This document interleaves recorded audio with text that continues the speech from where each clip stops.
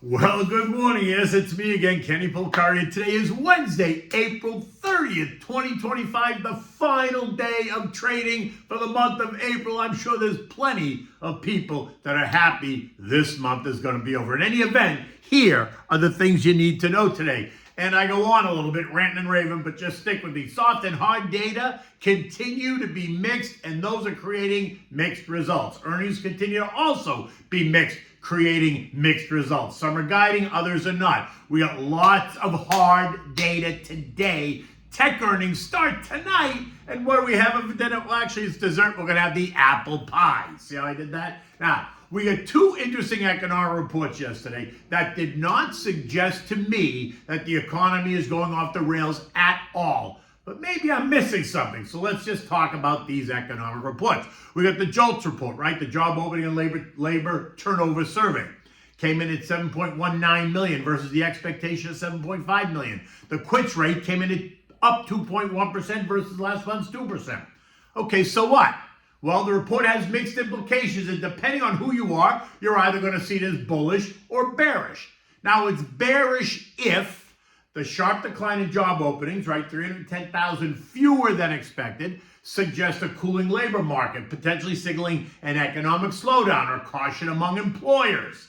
Or if fewer job openings reduce wage pressures, and if paired with economic slowdown fears, it might dampen consumer spending, which drives much of the economy, right?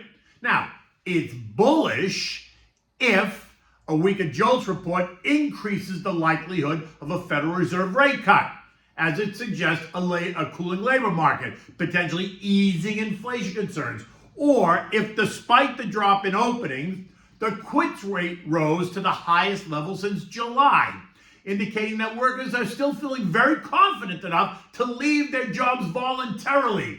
This reliance could actually support the consumer spending narrative and economic stability. In the end, my guess is that the market action is viewing the weaker JOLTS report as mildly bullish in the short term, primarily due to the expectation of a Fed rate cut, which could support and usually does support equities and bonds. However, the bearish undertone of a cooling labor market and potential economic slowdown warrants some caution, especially if confirmed by other data points like the upcoming ADP and NFP reports, which actually start today. And then we got retail inventories, which surprised everybody, coming in at negative 0.1% versus the expectation of up 0.4. And that suggests a decline in retail inventories, and whether that's good or bad, again, depends on context. It could be good because a drop in inventories usually indicates robust sales, as goods are moving off the shelves faster than retailers can restock, suggesting a healthy consumer. It could also be good because retailers may be intentionally keeping inventories low to avoid overstocking, especially amid uncertainties like tariffs or trade disruptions. Now, on the other hand, it could be bad because a decline in inventories could signal challenges in restocking due to potential supply chain disruptions, potentially worsened by tariff and trade policies. Or it could be bad if the drop is due to retailers deliberately reducing stock because of weaker expected demand, indicating caution about future consumer spending, potentially foreshadowing economic weakness, which then becomes self-fulfilling, right? Finally, it could be bad because persistent inventory drawdowns without replenishment could strain retailers, especially the smaller ones, leading to reduced operations or closures if the operating leases and the fixed costs become unsustainable. In the end, the negative retail inventory report leans positive in the short term, likely reflecting, in my mind, strong sales and a cautious inventory management. And with that, some investors and traders added fuel to the fire, betting that it's all good and that corporate America is going to weather this storm, which I'm in that camp, while other investors and traders are betting on a rate cut. Not me. So either way, stocks rallied yesterday. The Dow up 300 points. The S&P gained 33 points. The Nasdaq up 95 points. The Russell was up 11 points. The transports gained 15 points. The equal-weighted S&P was up 38 points. The Mag 7 added 130 points. Now, interestingly enough, No one apparently paid any attention to the weaker consumer confidence report that came in at 86 versus the expected 88 and well below last month's read of 92.9. Now look, the index was weak. There's no two ways about it. And the expectations index, which is another sub-read, was even weaker at 54.4, 12 points below last month's and well below the threshold of 80, which typically suggests an imminent recession is on the doorstep. And that suggests a deep pessimism about future income, business conditions, employment, and it's all driven by fears of tariff uncertainty.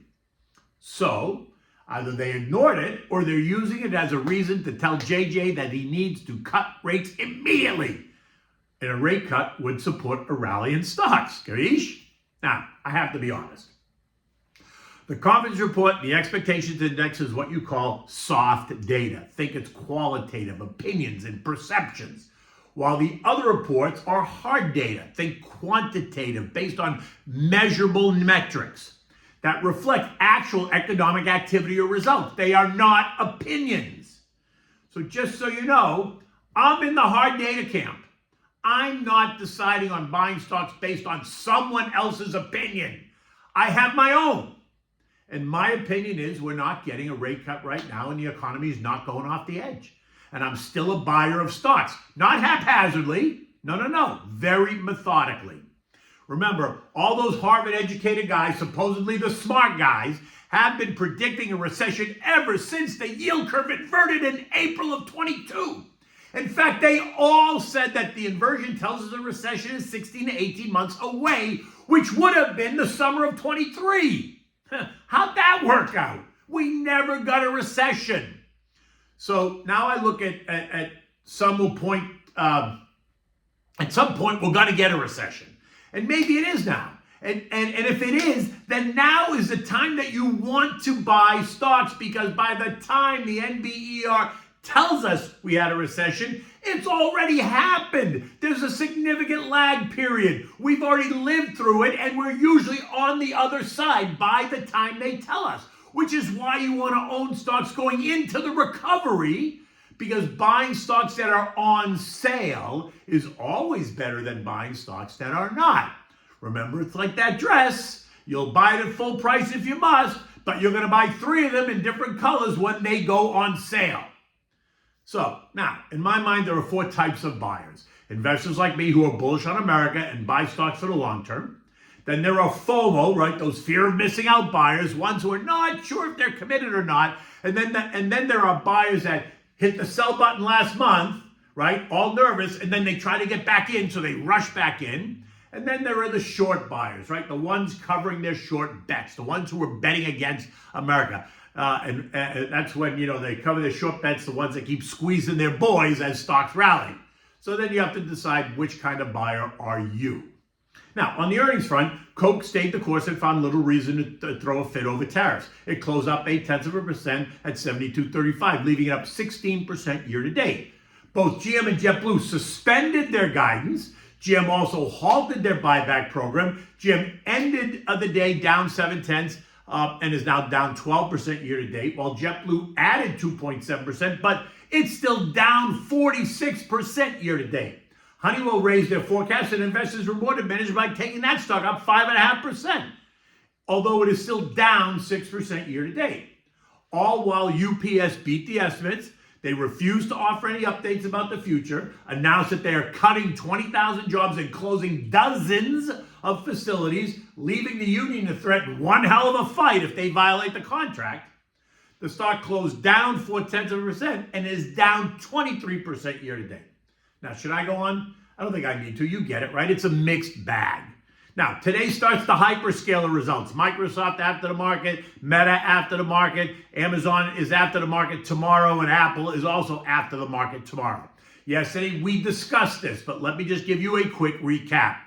Tariff and trade agreement uncertainty has been front and center for these stocks and for the markets. So these issues will be top of mind as investors, traders, and others anxiously await the results post the close of trading. Expectations are generally strong for strong results. And if so, then watch out. because these names are still trading below the levels seen on Liberation Day. And my assumption is that if they post good results, the algos are going to go in and go nuts in the post-market if they surprise. Now, cloud spending, digital ads, and the ongoing AI tech revolution are all key. Additional stock buyback announcements would only sweeten that pot. And if these guys are going to disappoint, if they know they're going to, because they know what their numbers are, and if they're disappointing, they would have already pre-announced by now. Now, on to bonds. They rose again yesterday, and that continues to put pressure on rates. The 2-year now fell 5 basis points to end the day 365, while the 10-year also fell 5 basis points, ending the day at 4.17. Gold gave back $18 to end the day at $33.29, and this morning it's down another $50, slicing right through 3,300, and you know how I feel. A break below 3,300 is going to take us to 3,200 very quickly. Trendline support, though, is all the way down to 3,100. And if those hyperscalers report what I think they're going to report, gold will see 3,200 before the ink dries. Now, on to oil. It lost $1.90 or 3% yesterday. This on the back of what oil traders perceive to be negative economic data. Think the JOLTS report, retail inventories, consumer confidence. The API also reported that crude stockpiles rose by 3.8 million barrels, and that suggests waning demand. I think it suggests oversupply, but that's me, you do you. We can also point to a lot of the recent talk about these new nuclear energy projects and plants that will actually reduce the need for oil to supply energy. Both CEG and BWXT added 0.7. Duke was up 0.8. NextEra was up 1.6%. Dominion was up 1.6%, and they're all building new nuclear plants. In any event, I've been saying that I thought 60 was key support. Should we fail to hold it, then we're going to test the April lows of $55. Or overnight, we failed to hold it, and oil traded down to $59.20. And it right now is bouncing between there and $60.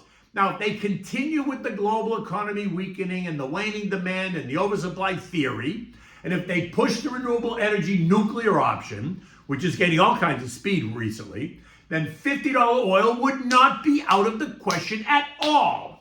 So sit tight, because I think we see 50 before we see 70. This morning, Dow futures are up 30, SPs are down 8, NASDAQ is down 60, while the Russell is flat. There's a lot of hard data today. Mortgage apps, which came in at down 4.7%, not a surprise. ADP employment, expectations of 130,000 new jobs. First quarter GDP, expectation of negative 0.2%, 0.2%, down from 2.4% in the fourth quarter, but we know that. Employment cost index of up 0.9. Personal income and spending up 0.4 and up 0.6 respectively, while the PCE inflation report is expected to be better as well. 0% month over month and up 2.2% year over year. Both measures below last month's, that's bullish, and all those hard data points are not suggesting an economy circling the drain. European markets are also confused. Spain is down 1.4%, Germany is up 0.6. The Eurozone economy grew by 0.4% in the first quarter, exceeding expectations, marking the 5th consecutive quarter of growth, all while the soft data surveys are suggesting weakness ahead due to damage from U.S. tariffs. The S&P closed at 5560, up 32 points. You expect the markets to be on edge today as we all await the hard data and more earnings, but specifically the ones after the bell. Expect markets to churn back and forth as we repair the damage that we sustained over the past month. It will continue to respond dramatically to any trade news, and I think we're close to getting one. While the tone is better, we know how fast that can change, so stick to your plan, remain resilient. We remain in the 48.35, 56.50 with trendline resistance in that trading range, right? Feel free to call me to discuss. I'm always happy to talk to you about markets and trading and investing. Okay, now instead of dinner, we're having dessert, and it's time for apple pie. See how I did that? Apple's earnings are coming out tomorrow, so get ready. Now, for this, you need a pie crust. So just make it easy on yourself. Just go out to the store and buy a Pillsbury pie crust that's already rolled, right? It's just easy. Make it easy on yourself. Now, you want to make the filling. That's the part that you can do. You want to peel and core and slice the apples into 1/4-inch thick slices using a mandolin. It makes it so much easier. Put those slices in a large bowl. You're going to add the sugar, the flour, the lemon juice, the cinnamon, the nutmeg, and the salt. Toss it gently. Careful not to break any of the apples. Make sure that it's all coated evenly, and then set it all aside. You preheat your oven at 375 degrees. You're going to place a baking sheet, just a sheet, in the oven so it gets hot. Pour the apple filling into the pie crust. Dot it with small cubes of butter. Now take the other crust and cover it. If you want a solid crust, just drape it over and then crimp the edges. If you want slits, then you're going to cut it into slits and you're going to weave it to make it like a lattice, right? And then you're going to crimp the edges as you put the woven pieces through. Brush the top crust with the egg wash and sprinkle it with coarse sugar to make it look all nice and pretty. Place the pie dish in the oven on the preheated baking dish. Bake for 50 to 60 minutes or until the crust is golden brown and the filling is all bubbly. Let the pie cool on it, take it out, let it cool down for a couple of hours just so that the filling gets to set. And then you're ready, slice it. You could either slice it like that, room temperature, or you can serve it warm with vanilla ice cream. And then you can watch your apple stock soar.